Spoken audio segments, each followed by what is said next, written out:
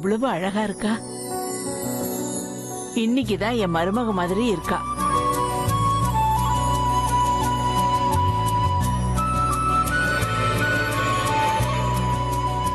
பாத்தீங்களா பாட்டி, நான் அவளை எவ்வளவு அழகா ரெடி பண்ணிருக்கேன்ல. நீதான் ரெடி பண்ணியா? ஆமா, அதான் சொல்றேன்ல. அந்த டேட்டிய மறைச்சிருக்கலாம்ல. என்ன சொல்றீங்க? டாட்டூவா? அந்த டேட்டோ தான். அவ என்ன தொடவே விட மாட்டேங்கிற பாட்டி. அவ கையில இருக்கிற டாட்டூ கண்டிப்பா பெர்மனன்ட் டாட்டூவா தான் இருக்கும். அத அழிக்க விட மாட்டா. முன்ஜென்ம ஞாபகமா வச்சுப்பா போல இருக்கு. கொஞ்சம் வாய மூடுறியா?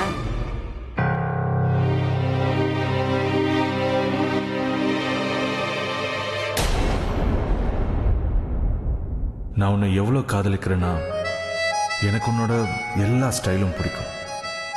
நான் உன்னை எவ்வளவு காதலிக்கிறேன்னா எனக்கு உனக்குள்ள எந்த குறையும் தெரியாது. உன்னை நான் அடையறதுக்காக நான் என்ன பண்ணவும் தயாரா இருக்கேன்.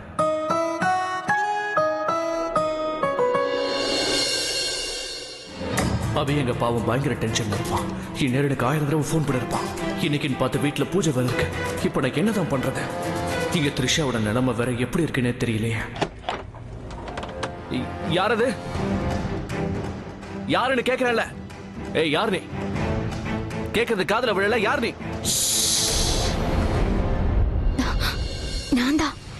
த்ரிஷா, நீ எப்படி இங்க? உங்களை காப்பாத்த தான் வந்திருக்கேன். ஆனா நீங்க இப்படி சத்தமா கத்துனீங்கன்னா அந்த சங்கரோட ஆளுங்க வெளியே தான் இருக்காங்க. அவங்களுக்கு கேட்டுரும். அப்புறம் உங்களோட சேர்த்து நானும். அப்படி இல்ல, நான் உன்னை பத்தி தான் யோசிச்சுக்கிட்டு இருந்தேன். சடனா நீயே வந்தது. என்ன பத்தி நீங்க என்ன யோசிச்சுட்டு இருப்பீங்கன்னு தெரியும். இதுதானே தேவையில்லாம மாட்டிக்கிட்டேன்டா. த்ரிஷாவை காப்பாத்தாமையா இருந்திருக்கலாம்.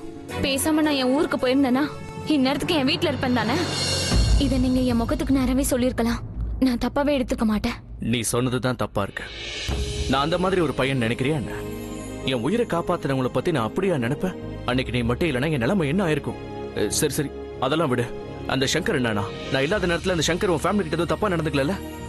உன் லைஃப்ல புதுசா ஏதாவது பிரச்சனையை உருவாக்கிட்டானா? நம்ம தலையில எழுதி இருக்கிறது தான் நடக்கும். அதை யாராலையும் மாத்த முடியாது. த்ரிஷா, ஒரு டீச்சர் மாதிரி எல்லாம் பேசாத. அந்த சங்கர் என்ன பண்ணான்னு மரியாதையா சொல்லிடு.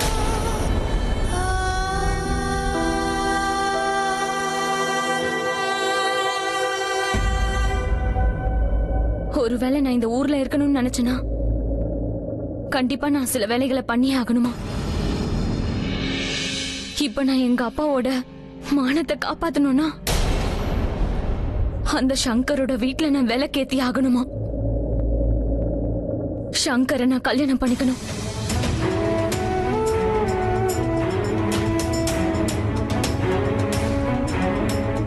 சங்கர் இது எல்லாத்தையுமே என்ன பழி வாங்கதான் பண்ணிருக்கான். அந்த போட்டோகிராஃப்ஸ், அங்க அவன் பண்ண டிராமா எல்லாமே நான் அவனை கல்யாணம் பண்ணிக்கணும்ன்றதுக்காக தான். கல்யாணம் பண்ணிக்கணும்னு சொன்னா என்ன அர்த்தம்? நீ வேண்டாம்னு சொல்ல வேண்டியதானே? யாராலையும் உன்னை கட்டாயப்படுத்த முடியாது. என்னால மறுக்க முடியாது.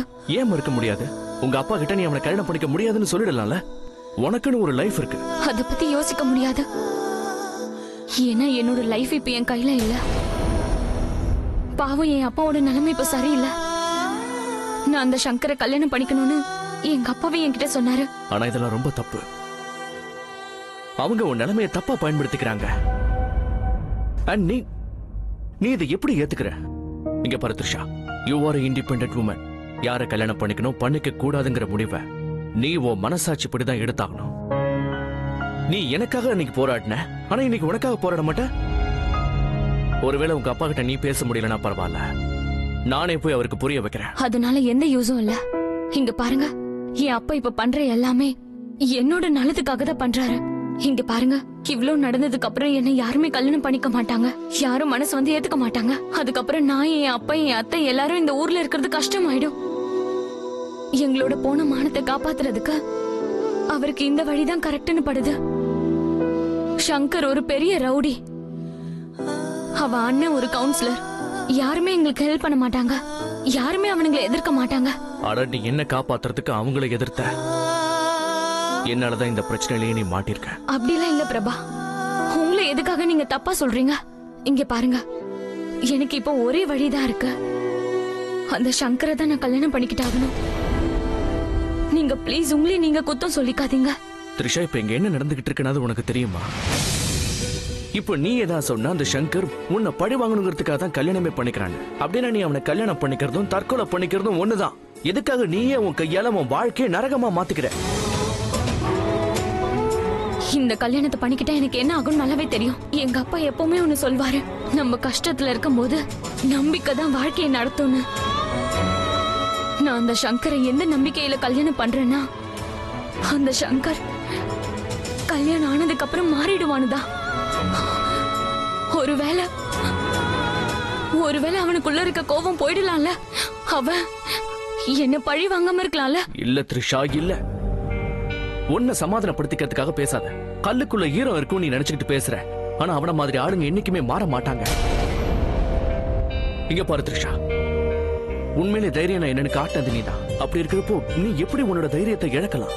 இங்க பாரு, ஒருவேளை நீ அவங்களுக்கு புரிய வச்சதுக்கு அப்புறமும் உன் ஃபேமிலி நீ சொல்றது கேட்க மாட்டாங்கன்னு சொன்னா, then I am sorry to say, இங்கிருந்து நீ ஓடி போறதா உனக்கு நல்லது. இல்ல, என்னால அப்படி பண்ணவே முடியாது. இது தப்பு. இப்படி பண்றது உன்னோட கொள்கைக்கு அகைன்ஸ்ட் ஆனதுங்கிறது எனக்கு நல்லாவே தெரியும். ஆனா உன் லைஃபை விட இப்ப வேற எதுவும் முக்கியம் இல்ல. சங்கரை கல்யாணம் பண்ணிக்கிட்டா அவன் தான் கரெக்டானவன் நீ நிரூபிச்சிருவ. இன்னைக்கு உன் வாழ்க்கையை கெடுத்த மாதிரி நாளைக்கு இன்னொரு பொண்ணு வாழ்க்கையை கெடுப்பான். இங்க பாரு த்ரிஷா, உன்னால அவனை எதிர்க்க முடியாதுங்கிறதால நீ அவன்கிட்ட சரண்டர் ஆகணும்னு எந்த அவசியமும் கிடையாது. நீ இங்க இருந்து சென்னையோ பெங்களூரோ பாம்பேவோ எங்கேயாவது கிளம்பி போ. நீ எங்க சொல்றியோ அங்க நான் உன்னை அனுப்பி வைக்கிறேன். எல்லா ஏற்பாடும் செஞ்சு கொடுத்து உன்னை பாத்துக்கிறேன். உனக்கு ஒரு வேலை கிடைச்சதும் உன் லைஃபுக்கு ஒரு புது ஸ்டாண்ட் கிடைச்ச மாதிரி இருக்கும். இங்க பாரு த்ரிஷா, முதல்ல நடந்த பிரச்சனை நம்ம 2 பேர் சக்திக்கும் அப்பாற்பட்டது. ஆனா இப்ப நடக்க போறது உன் கையில தான் இருக்கு. நீ அதை ஏத்துக்கிறதுல தான் எல்லாமே இருக்கு. நான் இப்படிதான் என்னோட காதலை இழந்தேன். அதனாலதான் இன்னைக்கு வரைக்கும் அவ இறந்ததுக்கு நான் தான் காரணம்னு நினைச்சுக்கிட்டு இருக்கேன். நான் மட்டும் அன்னைக்கு ராத்திரி எங்க டைமுக்கு போயிருந்தேனா, ஒருவேளை என் கண்ணு எதிரிலேயே நான் காதலியை இழந்துட்டேன்.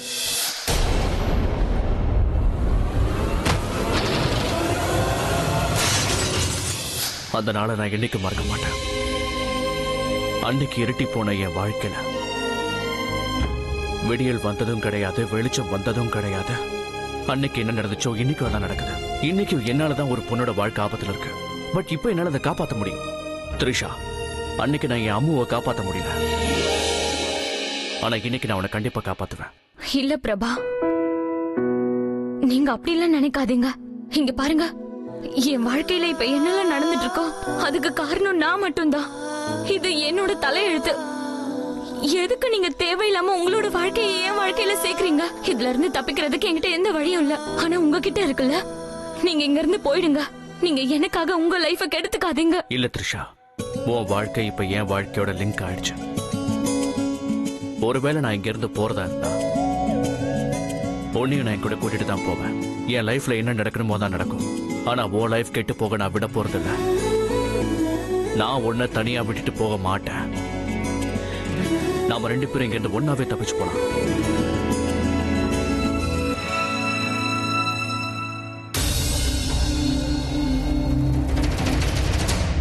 ஃபேண்டாஸ்டிக். முதல் ஸ்டெப் முடிஞ்சிடுச்சு. இப்ப அடுத்ததும் ஸ்டார்ட் ஆயிடும் பாரு. நான் லாஸ்ட் ஸ்டெப்புக்காக தான் வெயிட் பண்ணிட்டு இருக்கேன்.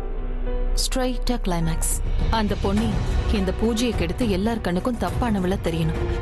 ஒருவேளை அப்படி அவ தெரிஞ்சா அதுக்கப்புறம் அபியோட மனசுல இருந்து அவளை ஈஸியா வெளியில எடுத்துடலாம். அவ அண்ணனுக்கு கெட்டவள தெரியணும். அதுதான் எல்லாத்தையும் விட இம்பார்ட்டன்ட் ஸ்வீட் ஹார்ட். ஐயரே, எங்க பிரக்யா வந்துட்டா. நீங்க பூஜையை ஆரம்பிக்கலாம்.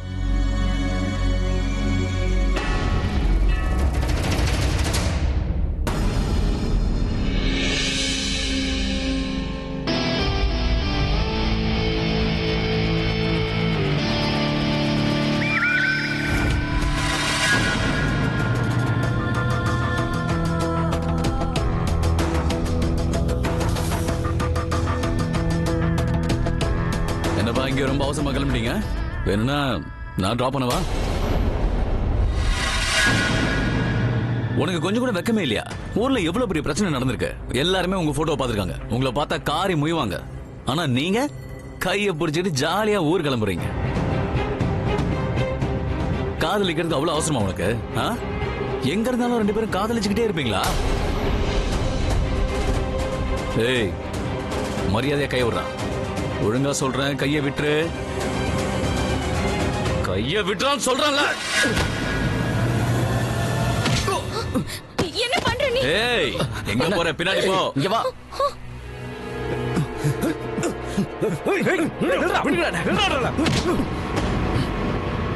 ப்ளீஸ் அவரை விட்டுருங்க. அவர் எந்த தப்பு பண்ணல. ஏய், வாய மூடு. இந்த மாதிரி பண்ணிட்டு இருந்தா அவனை இப்பவே கொண்டு போட்டுருவேன். சங்கர், மரியாதையா அவளை விட்டுடு. அவன் மேல மட்டும் கைய வச்ச கண்டிப்பா நான் உன்னை கொன்னுடுவேன்டா. நீ இதையெல்லாம் எதுக்காக செய்யறன்னு எனக்கு நல்லாவே தெரியும்.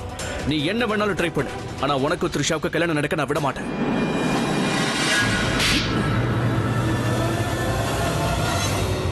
பெரிய ஹீரோ நினைப்பா? உன் உயிருக்கே இங்க உத்தரவாதம் இல்ல, நீ என்ன கொண்டுருவியா?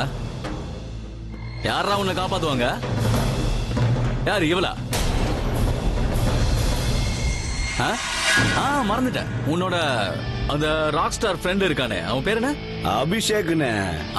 அந்த அபிஷேக் மோளம் அடிக்கிறானே, அவன் தானே? அவன் மோளம் அடிச்சுக்கிட்டே இங்க வந்து உன்னை காப்பாத்திட்டு போயிடுவானா? டேய் தம்பி, இது இந்த சங்கரோட கோட்டடா. நான் எது மேல கையை வைக்கிறேனோ அது எனக்கு சொந்தமாயிடும்.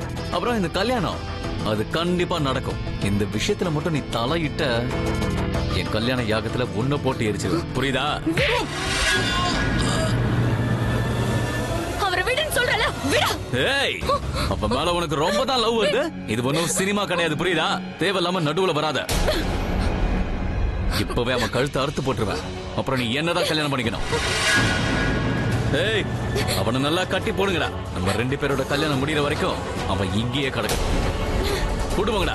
த்ரிஷா, த்ரிஷா, டேய் விடுடா. டேய் விடுடா, விடு. ஏய், ஏய், விட்டுடா அவனை.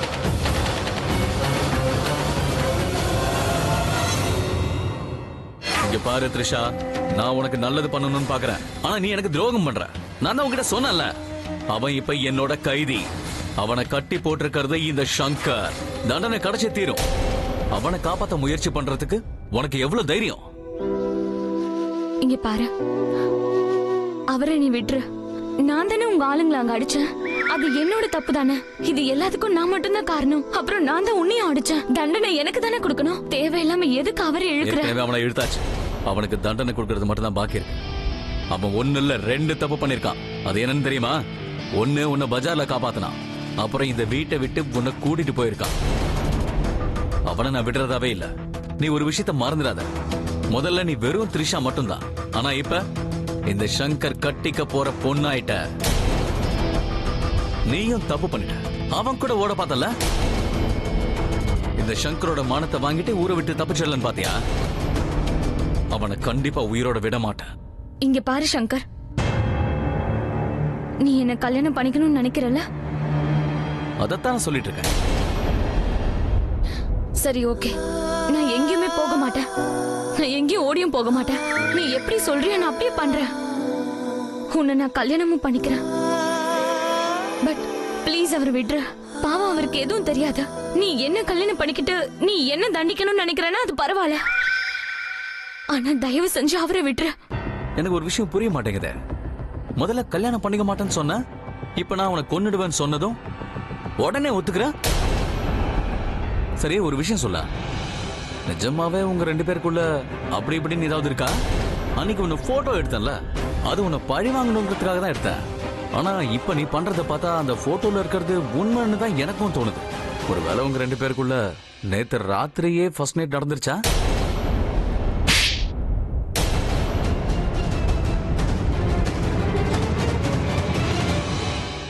அவர் உன்ன மாதிரி கிடையாது. பொண்ணுங்களை எப்படி மதிக்கணும்னு தெரிஞ்சவரு, பொண்ணுங்களை எப்பவும் காப்பாத்தணும்னு நினைக்கிறவரு. அவர் என் உயிரை காப்பாத்தினாரு. அதனாலதான் அவரோட உயிரை காப்பாத்தி நான் என் கடமையை செய்யணும்னு நினைக்கிறேன்.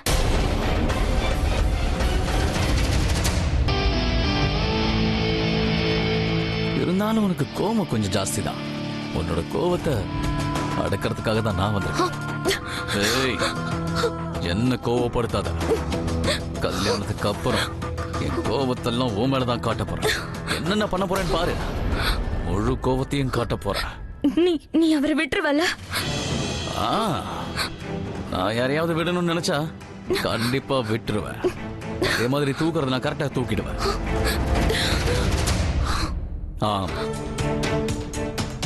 அவனை நான் விட்டுறேன். ஆனா நம்ம கல்யாணம் முடிஞ்சதுக்கு அப்புறம் நம்ம கல்யாணம் நடந்து முடிகிற வரைக்கும் அவனை அங்கேயே கட்டி தான் வச்சிருப்பேன். அதுக்கப்புறமா அவனை விட்டுட்டு நான் என் வாக்கை காப்பாத்திப்பேன். நீ கூட நல்ல பொண்டாட்டியா இருப்பேன்னு கொடுத்த வாக்கையும் காப்பாத்தணும். ம்,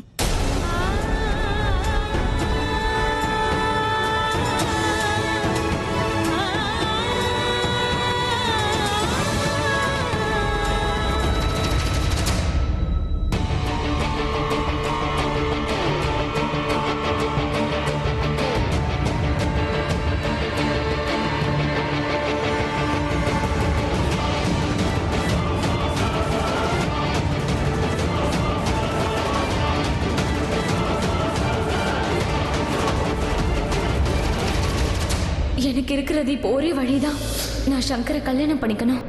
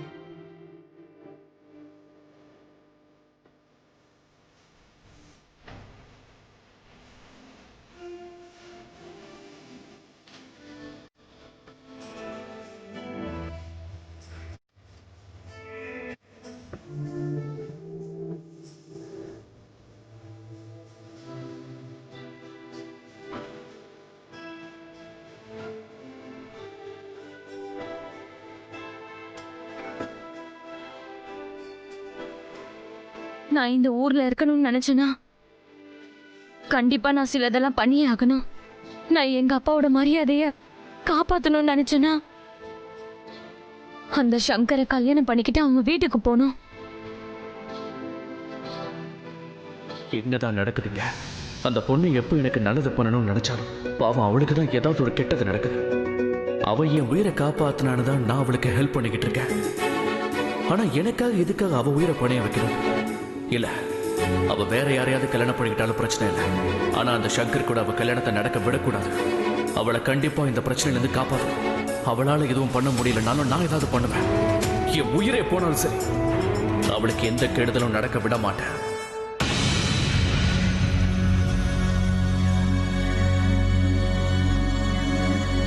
பூஜைக்கு தேவையான நீர் எடுத்துட்டு வாங்க. சரிங்க. பிரக்யா தண்ணி எடுத்துட்டு வந்துட்டு இருக்கா. பூஜைக்கு என்னெல்லாம் தேவைன்னு அவளுக்கு கண்டிப்பா தெரியும். சீக்கிரம் வா பிரக்யா.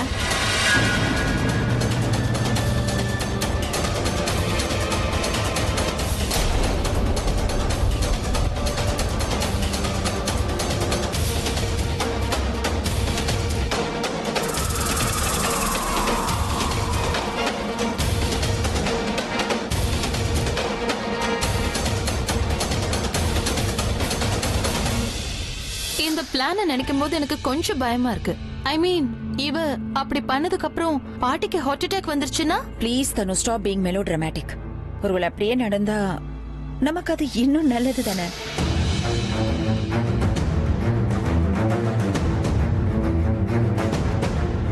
சீக்கிரமாமா நீரை என்கிட்ட கூட.